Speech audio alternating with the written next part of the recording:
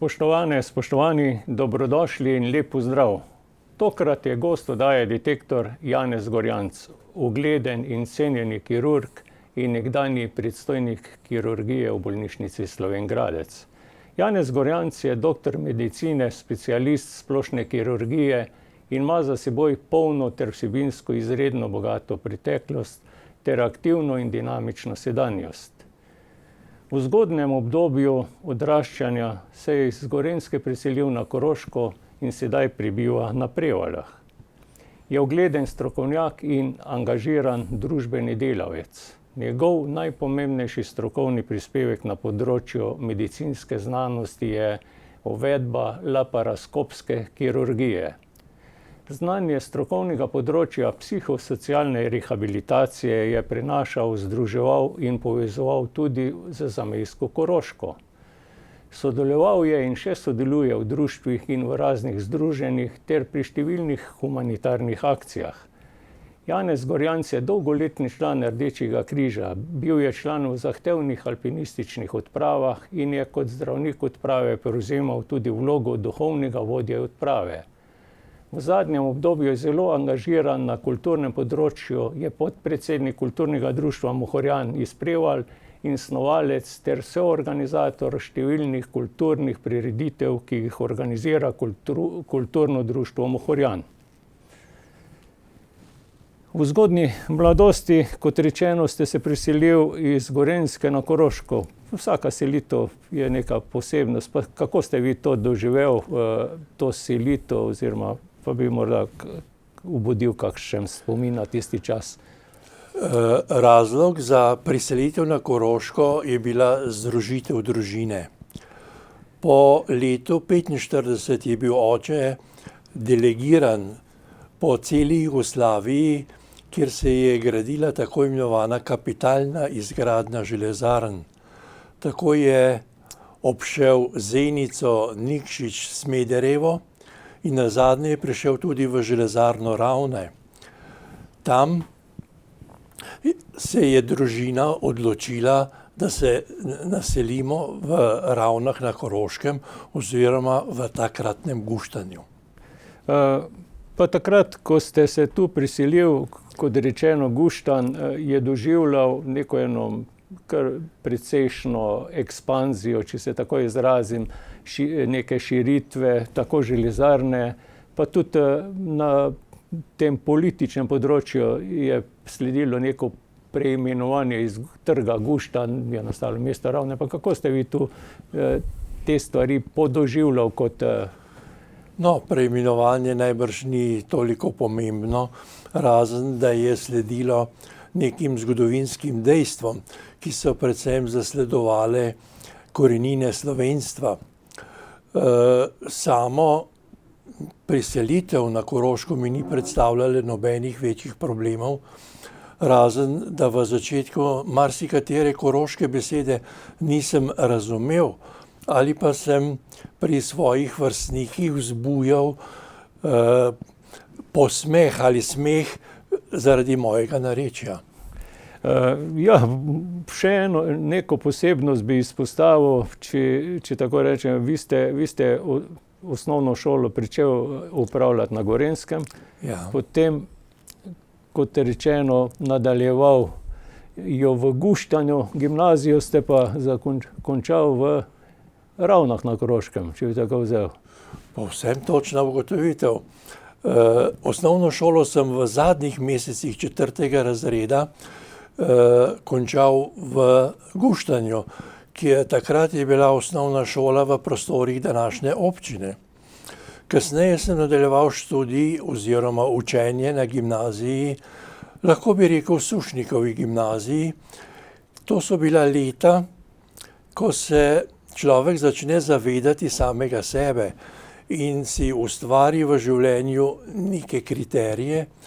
In še danes je to prijeten občutek, spomin na ta šolska leta, na takratne sošolce in takratna spoznanja. Seveda, naslednji korak, ki vam je šel, bi rekel, po zaključeni gimnaziji, ste obiskoval medicino v Ljubljani, medicinsko fakulteto ali kako se je že takrat. Povsem točne besede ste uporabili.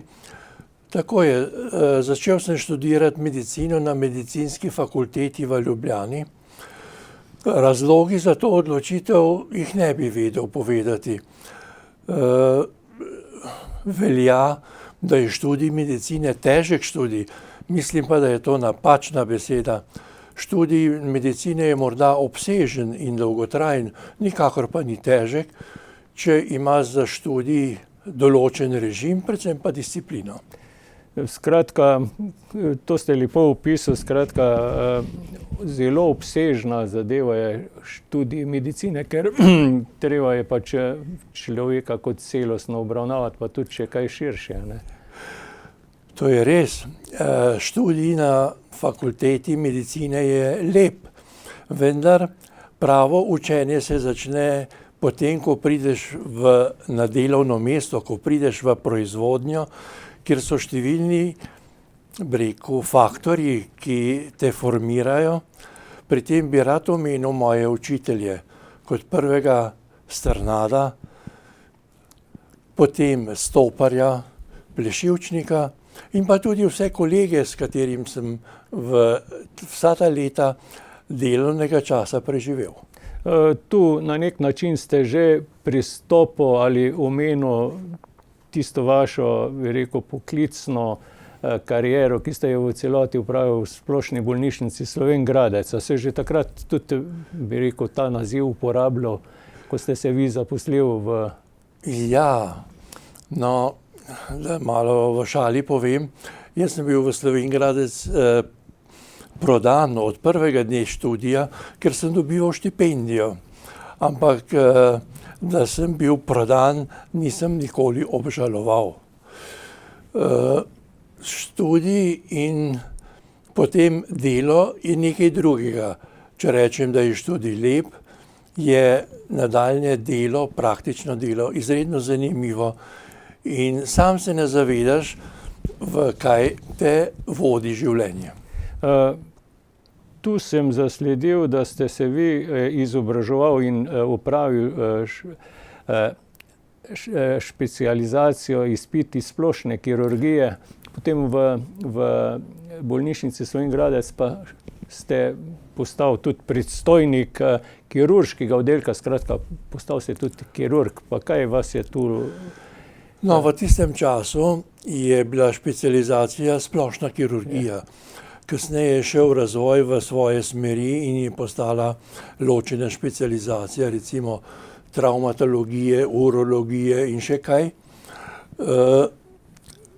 Vendar smo, kljub temu, da smo imeli naziv splošni kirurgi, opravljali tudi delo na kakem drugem področju, tudi na travmatologiji, ker so bile take potrebe v slovenjgraški bolnišnici. Ja, ko ste postal predstojnik, to je sigurno odgovorna in zahtevna ali pa tudi na nek način eno, bi rekel, precejšno priznanje, da postaneš predstojnik kirurškega oddelka. Ja, zelo lepe besede ste rekli, vendar pri sprejemanju te službe si tega nisem želel. Vendar po nekem razvoju in po rekel, generaciji, ki je delala v slovenjgraški bolnišnici, je nekako prišla vrsta na mene. Kako bi ocenjeval mesto predstojnika? Rekel bi, da je predstojnik prvi med enakimi. In če se še kolegi tega zavedajo, potem je sodelovanje res prijetno. Skratka, ocenjujete, da ste imel dobro ekipo, bi rekel, tistih sodelavcev, kirurgov in da kot prvi med enakim niste imel težav s tem, bi rekel, koordiniranjem pa delu z njimi. Ne bi mogel reči, da so bili kadarkoli kakšne težave. Naletiš seveda tudi na trenutke, ko prevladajo recimo določene značajske posebnosti enega od kolegov, vendar kakšne večje motnje nisem čutil. Zelo izpostavljena ali pa potrebno je omeniti tale vaš strokovni prispevek, to je uvedba laparoskopske kirurgije. Pa bi morda rekel, to stvar malo bolj podrobno poskušal predstaviti našim gledalcem, da bojo razumeli, rekel, za kaj gre in kakšno spremembo ta laparoskopska kirurgija pomeni v bistvu za medicinsko znanost. Ja, zelo, rekel, učenemu imenu laparoskopska kirurgija smo v Sloveniji začeli uveljavljati pojem operacija na luknjice.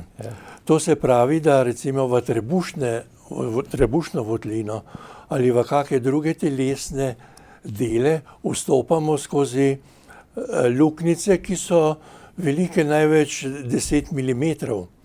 In skozi to z posebnimi inštrumenti opravimo operacijo.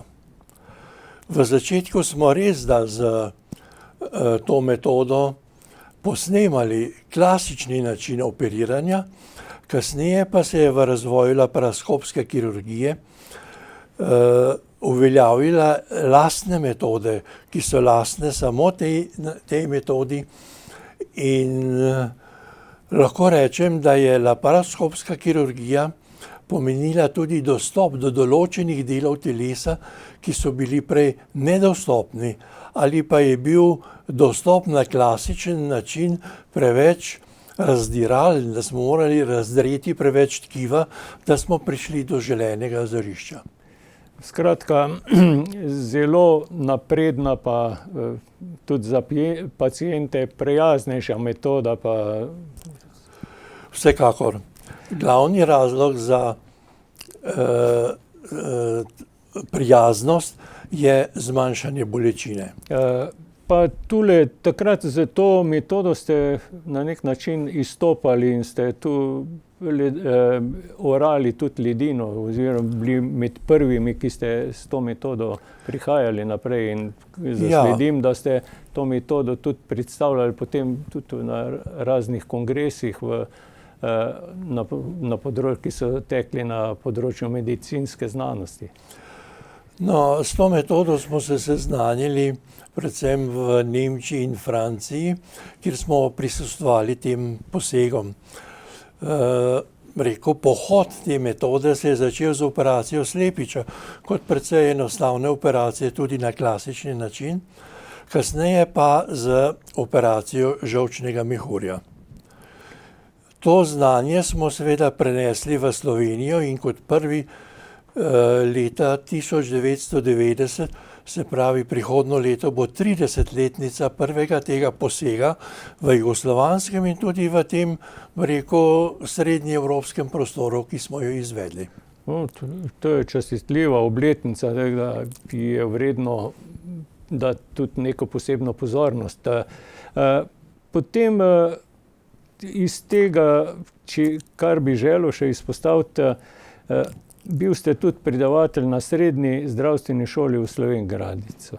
In seveda tam ste izobraževal srednji medicinski kader, pa bi vas vprašal, predvsem aktualno z današnjimi razmerami na področju medicine, ki ugotavljajo, da te srednjo izobražen medicinski kader pač nekatere stvari, ki jih je zdaj že utečeno opravljal, naj ne bi več opravljal, oziroma da je to rezervirano za višje medicinsko osebje.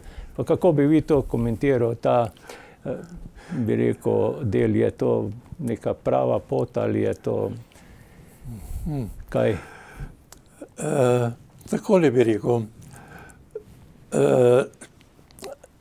novice, kaj lahko dela en nivo zdravstvenega delavca, mi je res da presenetil, ga nisem razumel.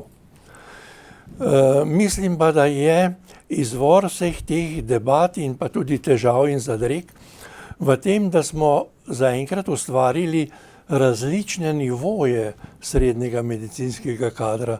To je srednja medicinska sestra, višja medicinska sestra, potem smo uvedli še diplomirano višjo medicinsko sestro. In če imamo nivoje izobrazbe, potem se je pojavil pa tudi pristojnost. Ta pristojnost je pa zelo težko razmeti.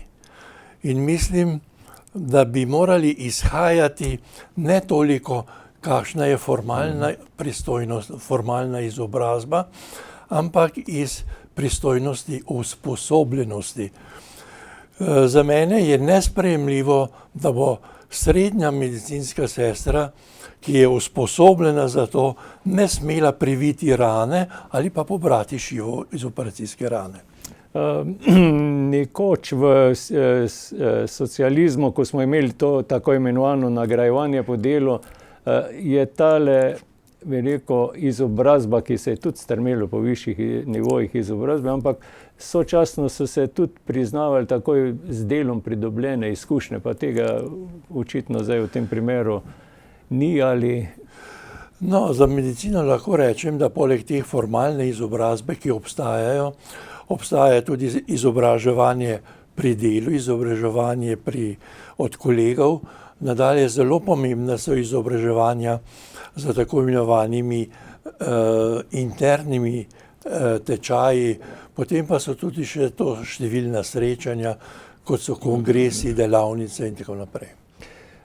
Ste soustanovitelj in sodelavec celostne obravnave žene z rakom dojke po operaciji dojke v smislu kirurške terapije, pa odkrivanje bolezni, pa rehabilitacije, skratka, in prosvetljevanja prebivalstva v Koroški regiji. Še tu na tem področju ste še angažirani? Deloma. Žene z boleznimi dojke, ta dejavnost je nastala v Ljubljani, ki se je potem razširila na regionalne centre in eden od teh centrov je bil tudi v Slovenj Gradcu. Delo za temi bolnicami po operaciji nas je pripeljala do spoznanja, da te žene potrebujejo neko trajno rehabilitacijo. Ne samo za ženi, ki odstranimo dojko, naredimo umetno dojko in tako naprej, ampak da rabi neko rehabilitacijo. In ena od te rehabilitacije je bilo tudi vsakoletna hoja na Triglav s temi ženami, ki je organizirala ravno slovenjgraška enota. In v tem stiku z bolnicami, ki so ta preskok doživele, da če sem zmogla priti na vrh Triglava, bom zmogla tudi premagati svojo bolezen. Tako, to je hvalevredno početje in tudi, bi rekel, to po posegu je seveda, bi rekel, ta optimizem, pa bi rekel, tak samo potrditev, bi rekel, ena izredno dobra izkušnja, kot pravite. Ste tudi na nek način svoje znanje prenašali ali še prenašate na predmetu splošne kirurgije pri Zdravniški zbornici Slovenije in ste sodni izvedenec, potem vodil ste specialistično ambulanto v prostorih medicinskega centra na Prevaljah, medicinski center Gorjanc. Skratka, tu so stvari, ki dajajo, bi rekel, na nek način eno širšo podobo o vašem angažiranju. Tu je dejansko izredno, bi rekel, pestro in bi želel iz tega področja kaj izpostaviti. No, vse te dejavnosti, ki ste jih našteli, so, lahko rečem, praktično ugasnile. Ja. Vsekakor mi je pa zadovoljstvo srečanje s kolegi, z mlajšimi kolegi, tudi na društvenih sestankih, ki redno potekajo, tudi na različnih skupnih izletov.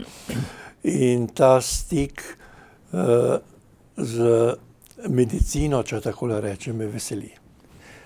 Morda bi zdaj midva še kaj več o aktualni tem medicini, pa o aktualnem dogajanju na tem področju v državi Slovenije spregovorila. Zdaj, tu se srečamo, seveda v zadnjem obdobju so kar precej v ospredju ta, bi rekel, enkrat dosežki na področju medicinske znanosti, potem vloga in status zdravnikov, zdravstvenega osebja, pa tudi pravice pacientov. Skratka, tu je to so stvari, ki se nas vseh dotika in seveda zdravstvo kot takšno je tista vrednota, ki pravimo, da vsi si želimo biti zdravi pa imeti čim boljši dostop. Kako vi zdaj na tej splošni ravni ocenjujete to stanje zdravstva v Sloveniji, če se tako izrazim?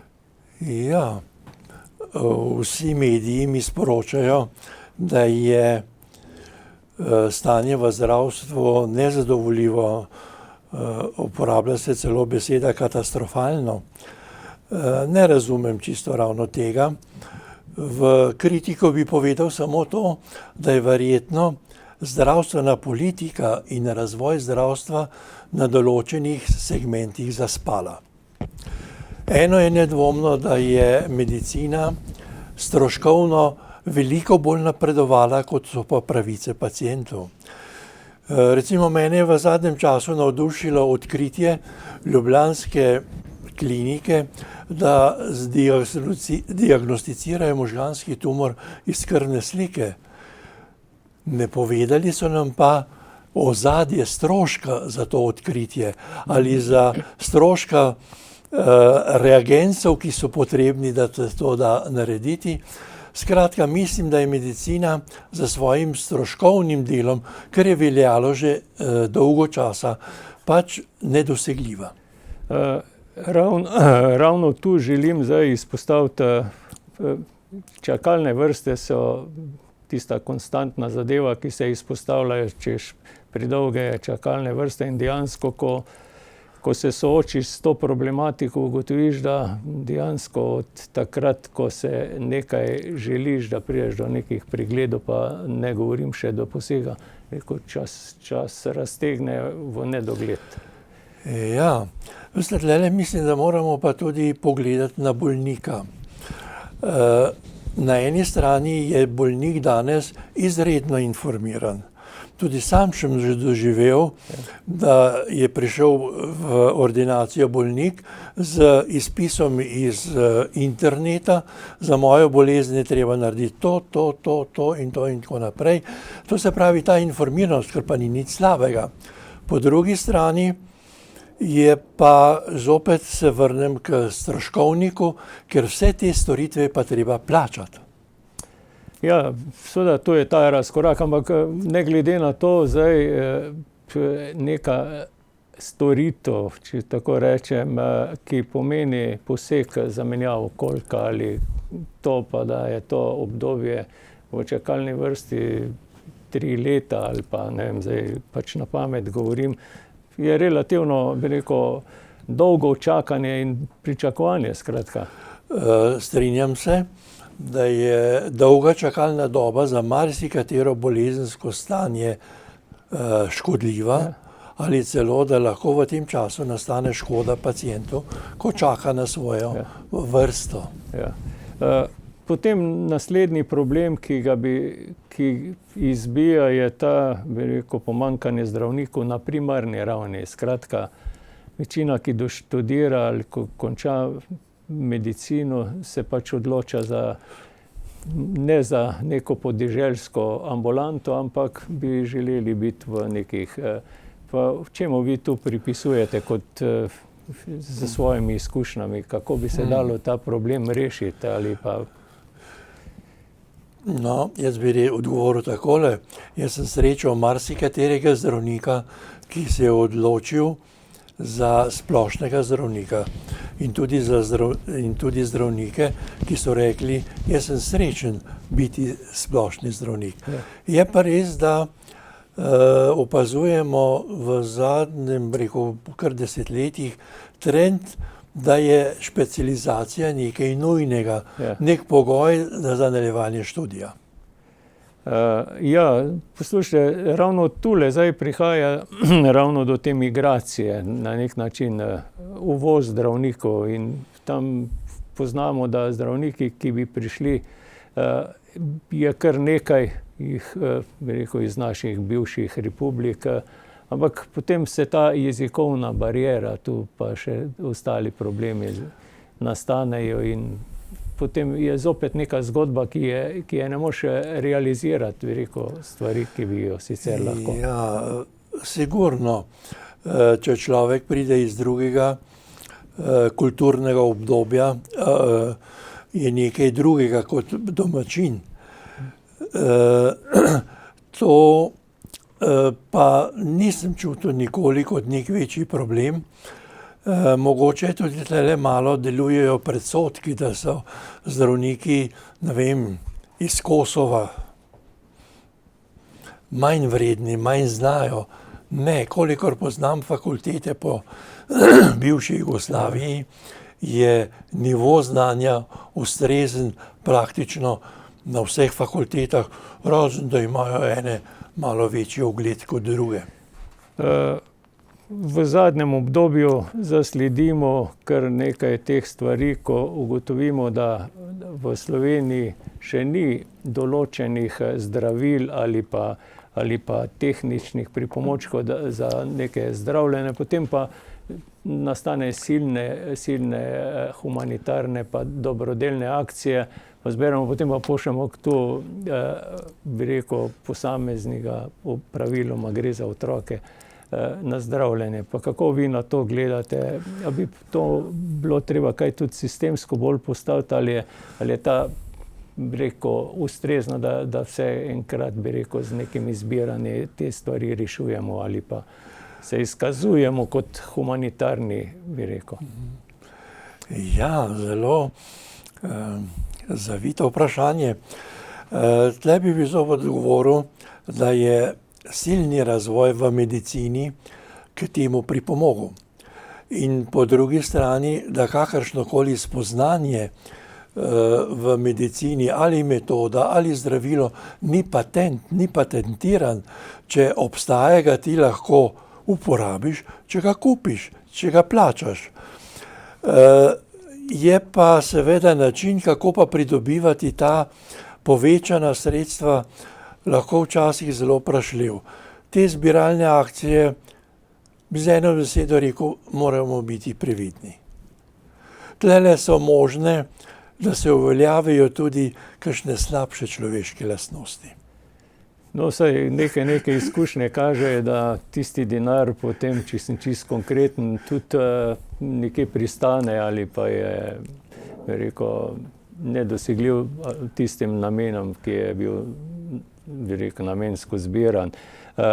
Pa seveda bi tu še izpostavil, ampak bi rekel čisto takole, oprema za diagnostiko, prej ste že omenil, na nek način nastaja, potem seveda vse to vliva nek določen optimizem, potem ko pa prihajaš do stvari, ki bi jih neposredno želel koristiti, pa vidiš, da so to v bistvu zadeve, ki v tem trenutku še niso dosegljive. Vsi bi pa želeli seveda v tem trenutku, tisti predvsem, ki te pomoči potrebujejo, pa bi izpostavil predvsem ta najsodobnejša zdravila, ki so nekje, pa niso še pri nas registrirana, potem pa tudi ta zobna protetika. Zdaj ravno sem prebral neki članek, kako bi naj bilo v teh, bi rekel, neka splošno dostopna dobrina, potem pa, ko se s tem soočiš, v včerajšnjem delu sem ravno to prebral, je pa postopek tak, da je skoraj nedosegljiv, da bi si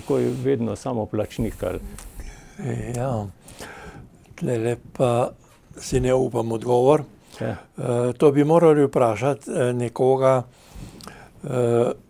ki se s to dejavnostjo ukvarja. Na splošno pa lahko rečem, da so ta naša pota, kako bi organizirali zdravstvo in kako bi ljudem zagotovili vsaj osnovno zdravstveno oskrbo, konkretno zobno protetiko, pa je verjetno tudi odgovor v tem, da smo nekaj zamudili, ko bi morali to urediti drugače. En tak podatek je sigurno ta, da ko smo reorganizirali zdravstvo, smo govorili, da bo razmerje med javnim zdravstvom in zasebnim zdravstvom približno, da bi zasebno zdravstvo dosegalo okoli 20-30%. Današnji podatki pa kažejo, da samo 2%. Veste, jaz stojim tle na stališče, da ljudje so pripravljeni tudi plačati neko storitev, ker kot če si pripravljeni kupiti ali pa jeti novo frizuro vsak mesec, so pripravljeni tudi si urediti zobovje. No, sigurno, tu se seveda strinjamo, ampak ravno očitno je to deficit ravno pri teh podeljevanju koncesij zasebnikom. Ja, zasebniki se pa srečujejo tudi z stanjem, ko imajo pogodbo in če dela preko te pogodbe, mu zavod ni treba plačati tega, se pravi dela na svoj strošek. Res pa, da se zgodi, da na koncu leta se pa najde še nek denar, ja, in vam rečejo, ja, zdaj pa lahko naredite še 20 protez, ker jih je pa fizično nemogoče. Pa tu se zdaj dotaknemo na nek način tudi te razpravi, ki teče o ukinitvi teh zdravstvenih zavarovalnic. Skratka, pa vaš pogled na to, je dejansko to rešitev ali... Ja, lahko rečem samo to, da je tudi konkurenčnost med zavarovalnicami dobrodošla. Skratka, sem razumel, ja. Potem naslednjo področje, ki je zopet stvar, ki bi želel, da malo pokomentirate, Hipokratova prisega danes. Skratka, to je veljalo nekoč za stvar, ki je vsak zdravnik, ki se je šolal, skratka, tudi to vzel kot neko temeljno poslanstvo, ki se je baziralo ravno na tej prisegi. Pa koliko, mislite, še danes ta velja ali je prisotna še pri zdravstvenem osebju? Hipokratova prisega, ki jo je poimenovano po avtorju zdravniku Hipokratu takratnega časa, je nastala v antični dobi na tleh današnje Grčije.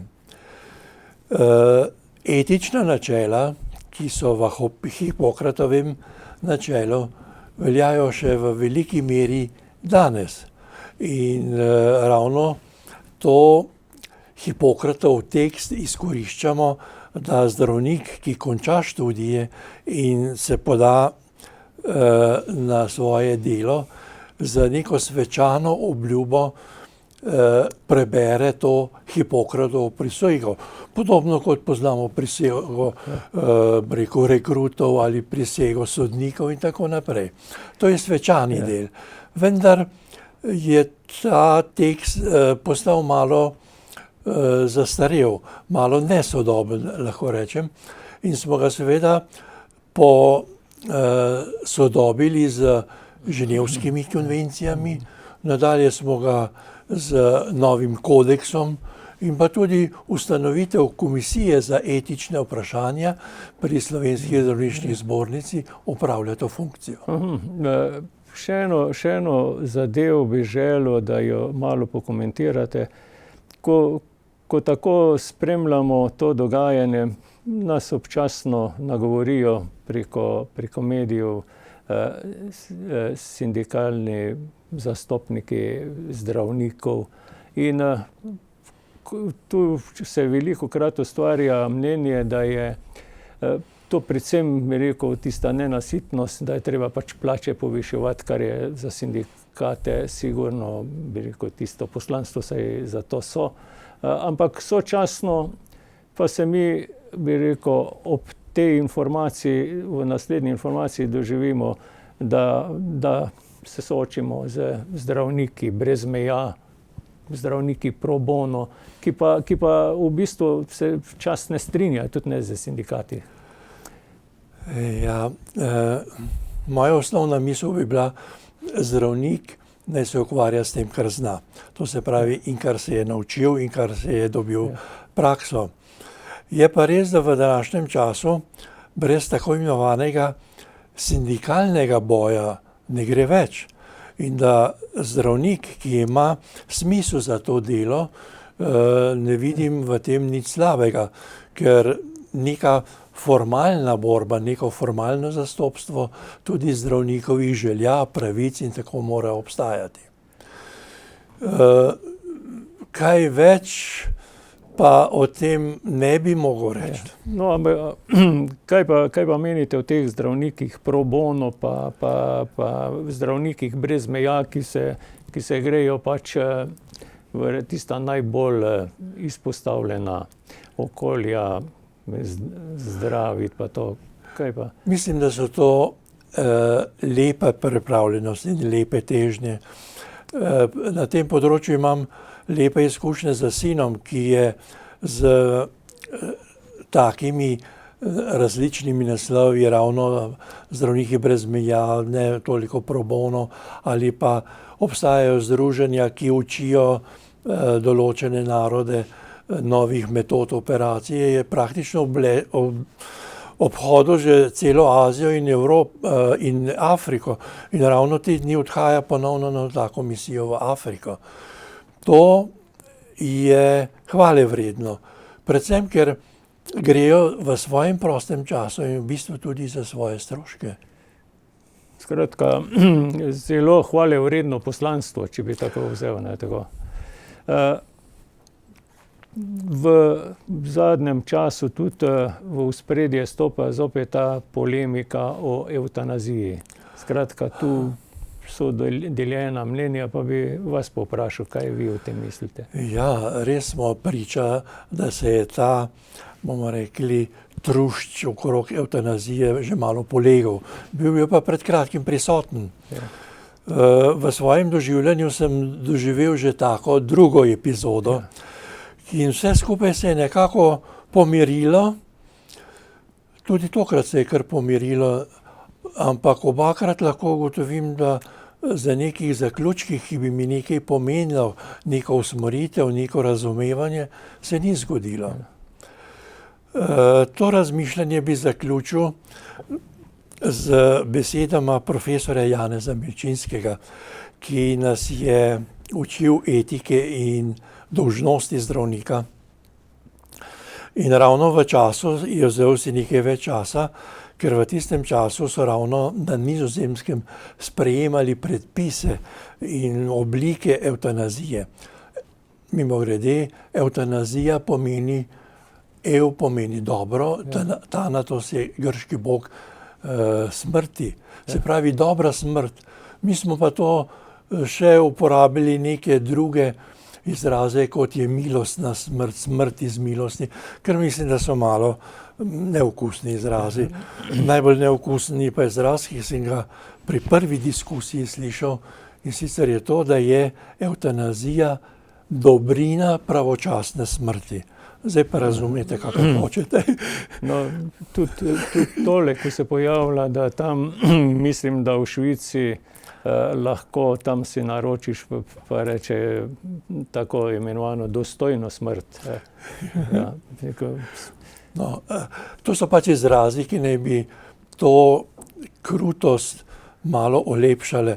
In mislim, da so to izrazi, kar uporabljajo druge panoge, recimo pravo, je to uboj. Ja. Z eno besedo uboj. No, pa da se vrnem malo nazaj k tej evtanaziji in na profesor Milčinskega, ki nam je o tem predaval. In njegova zaključna misel je bila: pravice o življenju in smrti naj si človek ne lasti. To je Božje. Ja, se kar strinjam s tem. Tako, to so stvari, ne odločamo, kdaj bomo prišli, pa tudi kdaj bomo odšli. Neverjetno, ne. Ali pa te pravice ne si človek ne lasti na tem svetu. Še eno vprašanje, ki bi pa čisto tako lokalno, kako ocenjujete vi tu zdaj urejenost zdravstvenega sistema za Koroško, zdaj, ker Koroško poznate, imamo bolnišnico Slovenj Gradec, pa to zdravstveno, bi rekel, razvejenost po lokalnih skupnostih, zdravstveno domov. Smo tu na nekem ustreznem nivoju, Korošci? Lahko dam splošno oceno, splošno, da stopnja razvoja zdravstvenih zavodov, zdravnikov, z določenimi seveda pomanjkljivostmi, je za Koroško dobra. In v samo funkcioniranje, se pa žal ne morem spuščati. Tako, dobro, ste lepo povedal, malo ste se izognili temu. Ampak, Prav. pa če zdaj pridemo še iz tega področja, ki smo ga malo bolj obdelala, še rekel, sodeloval ste in tudi bil v raznih alpinističnih odpravah in že prej sem najavil, da ste bil kot zdravnik odprave, pa tudi velikokrat prevzel vodjo, duhovnega vodja kot moralno oporo neke te alpinistične odprave. Pa lahko malo to opišete, bi rekel, že v vlogo zdravnika ali je že pri samih pripravah na odpravo prisoten, pa skratka, da dobimo malo ta občutek. No, jaz bi ta prvi rekel, da ta vaša ocena dejavnosti malo previsoko leti. Veste, odprava je bila za mene zmeraj veliko doživetje. Vi si zamislite, da se vi skupino ljudi, to je alpinistov, za katere je značilno, da imajo zelo močan ego, živite v, rekel, zelo primitivnih razmerah, v nekih, rekel, grobih klimatskih razmerah. Prednost tega napora je ta, da se vsi eden drugemu na nek način odpremo, predvsem psihično in pa celo duhovno. In tisto srečevanje z alpinisti na takih odpravah, na duhovni rani, je nekaj, kar moraš doživeti, da razumeš. Ja, to je težko opisati, ker dejansko gre za ekstremne pogoje, nasploh v tem visokogorju, v Himalajskem pogorju, pa tam kjerkoli je. Se je ob teh odpravah alpinističnih vam vtisnil kaj, kakšen poseben dogodek, ki ga bi komentirali? Ne, jaz bi rekel, da čutim neko hvaležnost, da na vseh teh dogodkih, kljub tem številnim nevarnostim, nismo imeli večjih nezgod ali večjih problemov. Rekel, neprecenljive so pa tudi izkušnje z avtohtonim prebivalstvom, ko za svojo vlogo in za svojo prisotnostjo, rekel, bolj intimno vstopiš v njihovo življenje. Tudi naslednja stvar je, kot ne samo, da ste bil pri odpravah, tudi ste gorski reševalec. Bil ste gorski reševalec, bil ste tu, skratka, tudi to je neko svojevrstno poslanstvo, ki ga je. Kaj vas je pripeljalo, da ste tudi se na tem področju angažiral? Zelo preprosto. Da sem prišel med gorske reševalce, je seveda zasluga Francija Telcerja, rekel, legendarnega gorskega reševalca za Koroško, ki me je enostavno povabil, poznal je, bomo rekli, zgodovino alpinistično, da rečem, ali gorsko zgodovino družine od očeta naprej in je predvideval, da moram biti ustrezen za to delo. Potem pa seveda sledijo leta izobraževanja, treningov in zopet doživljam zatem, oziroma sem doživljal, zdaj sem veteran, za temi reševalci podobne doživljaje, kot sem jih na odpravah. V bistvu v ekstremnih pogojah se je treba vključiti takrat, ko so normalne gorske reševalci se ne aktivirajo. Ne? Ja. In pa nauči se tudi varnosti, ker osnovno pravilo reševalne akcije, nova nesreča se ne sme zgoditi. Naslednjo področje, ki ste tudi dokaj angažiran, verjetno, ali ste še, boste pojasnili, moramo omeniti Rdeči križ. Že prej sem vas najavljal, da ste v raznih združenih humanitarnih organizacijah. Rdeči križ je sigurno poslanstvo znotraj predvsem humanitarne narave, ampak sočasno pa Rdeči križ, ker so pretresale določene afere. Je kaj izgubil na ugledu? Te afere se me niso dotaknile, ker v poziciji člana strokovnega centra pri Rdečem križu se s tem nismo nikoli ukvarjali, niti iskali kakih informacij. Strokovni center se je ukvarjal predvsem z doktrino prve pomoči, ker veste, da prva pomoč mora imeti čim bolj enostavna navodila ali bomo rekli pravila, da jih mora izvajati vsak posameznik. In s tem smo se ukvarjali, ko smo morali uvajati neko novost ali neko spremembo te doktrine prve pomoči. In tu sem se srečal z strokovnjaki za cele Slovenije in ta medsebojna interakcija raznih mnenj, predvsem pa na podlagi izkušenj, je bila zelo lepa. Skratka, vsi tisti, ki malo tole včasih kakšen madež pridajo nekaj takem pozitivnemu, grejo, hvala Bogu, so posamezni primeri, večina pa v tem pozitivnem poslanstvu udejanja, bi rekel, hvale vredno početje. Pa bi iz tega še eno stvar izpostavil. Skupaj z ženo sta pripravljalne tečaje na zakon o več dekanijah, pa bi morda tudi to izkušnjo kaj opisal, kakšen je ta pristop, pa kakšen, bi rekel, kako to poteka, ta priprava na... Pravzaprav zelo enostavno. Midva sva stala na stališču, da morava mladim, ki se nameravajo poročiti ali načrtujejo poroko, predvsem dati informacije. Informacije z določenega področja in ravno to je bil razlog, da so angažirali zdravnike za to delo, ker je bilo to področje predvsem seksualnega življenja, spolnosti in tako naprej, ki so rekli, o tem lažje govorite zdravniki. No, če je to res, potem sva na tem področju, kot je področje spolnosti, nadalje splava, ki je tudi ena taka aktualna tema v naši družbeni prisotnosti, povedala dejstva, kaj je to, kako ga lahko razumemo, kako je to, ali je ta pojav nam škodljiv osebno ali družbeno in tako naprej. Skratka, temeljilo je na informativnosti, nikakor pa ne na nekem poučevanju ali kriterijih, kako naj ravnajo.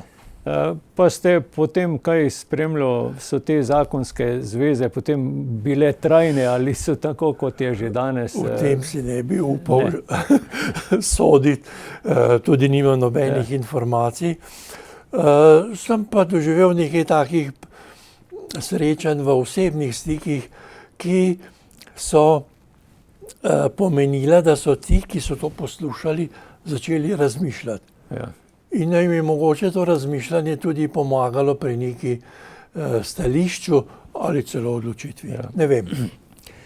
Pa bi zdaj ob koncu, sicer ne zdaj, da zaključujemo, ali pa rekel, ste podpredsednik kulturnega društva Mohorjan na Prevaljah, pa bi morda malo predstavil tudi to vašo angažiranost, ker kot podpredsednik ste kar močno izpostavljen, pa bi vas povprašal malo tudi o tem delu. Ja. No, kulturno društvo Mohorjan, pri tem ne morem mimo osebnosti dr. Jožka Kerta.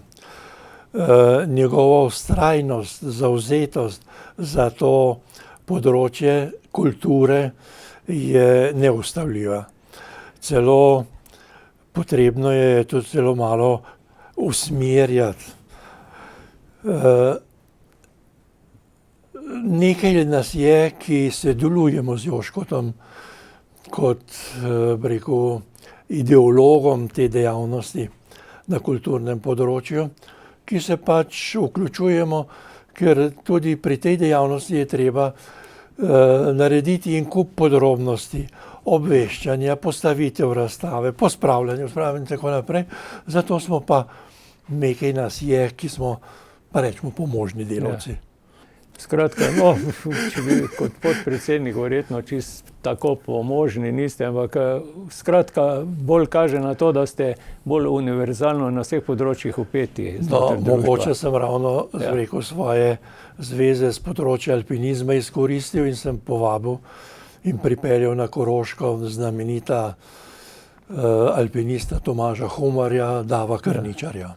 No, krasno. Skratka, spoštovani Janez Gorjanc, počasi čas se je iztekel, priletela smo eno najin pogovor, skratka bi ga zaključil tako, da bi rekel hvala, da ste se udeležil in bil gost naše oddaje, in seveda vse dobro vam želim. Hvala lepa. Spoštovane in spoštovani, vam pa hvala za pozornost in nasvidenje.